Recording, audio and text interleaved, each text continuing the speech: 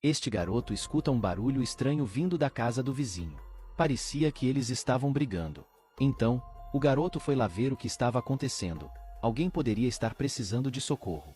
Ao chegar na casa do vizinho, logo ele vê que tinha algo de errado, e mesmo com muito medo, ele segue investigando o que tinha acontecido na casa. Ele encontra o corpo da sua vizinha no chão e ao olhar para a escada vê o marido da senhora Pfeiffer com a arma do crime em suas mãos, que olha fixamente para o garoto. O menino começa a andar para trás olhando para o vizinho assustador. O vizinho desce lentamente as escadas olhando para o menino. Com muito medo e temendo pela sua vida, o garoto corre em direção à rua. O vizinho corre atrás dele pedindo para ele esperar, que continua correndo.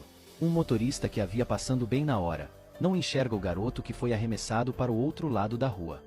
O vizinho corre para ver o que aconteceu, e já encontra o menino sem vida, jogado no chão.